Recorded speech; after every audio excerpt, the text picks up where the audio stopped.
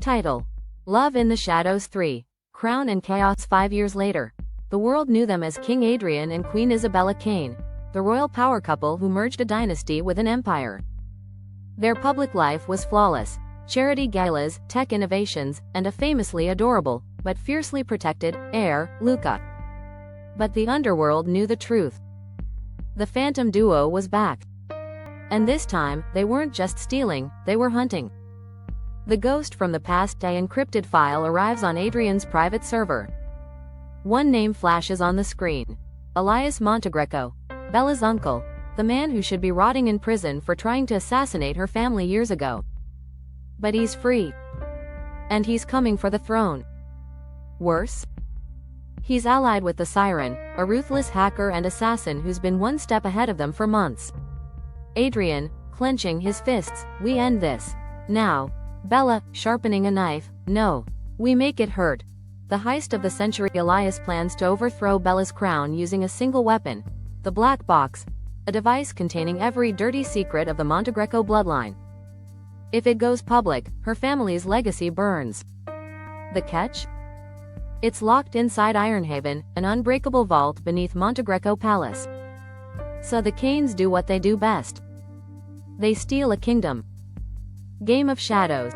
Bella slips into the palace as the dutiful niece, while secretly sabotaging security.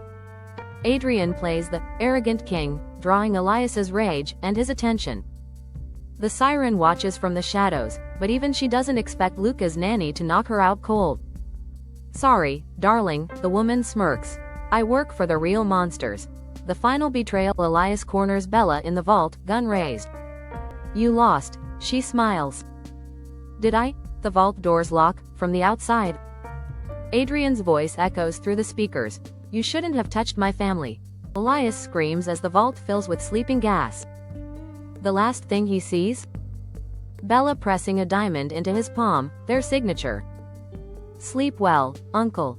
Epilogue: a new dynasty with Elias imprisoned, again, and the Siren mysteriously disappearing. Bella's smirk says enough. The Kanes return to their normal lives. Adrian tucks Luca into bed. Bella slips into a sleek black suit. "Another heist?" Adrian asks. She tosses him a mask.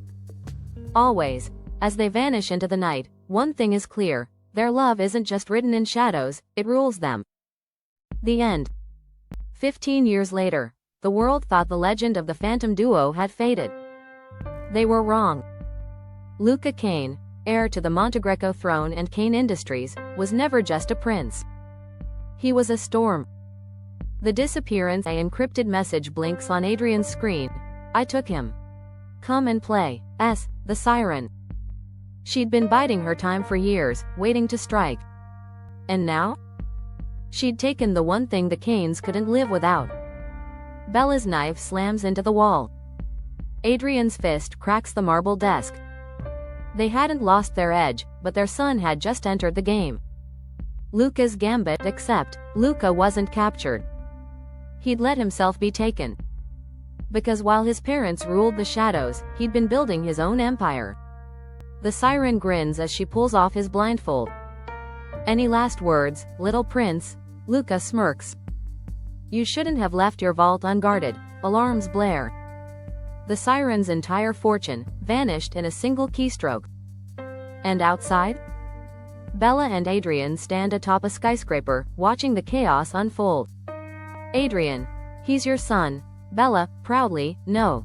He's ours." The bloodline war. The Siren isn't the only ghost returning. A new syndicate rises, the Eclipse, led by a masked figure with a familiar laugh. Elias's protege. And they want the Kane family erased. Final showdown. Luca faces the Siren in a brutal hacking duel, her code versus his chaos. Bella duels Elias's heir on a neon-lit rooftop, blades flashing. Adrian does what he does best: burns everything to the ground. In the end, the Eclipse falls. The Siren kneels. And Luca? He drops a single diamond into her palm. "Tell them the Kanes sent you." Epilogue: the next generation. The family gathers in their penthouse, bloodied, bruised, but unbroken. Luca: "So, when do I get my own crown?" Bella, laughing. When you steal it. Adrian, raising a glass, to the future. Outside, the city gleams, unaware that the shadows now have new rulers.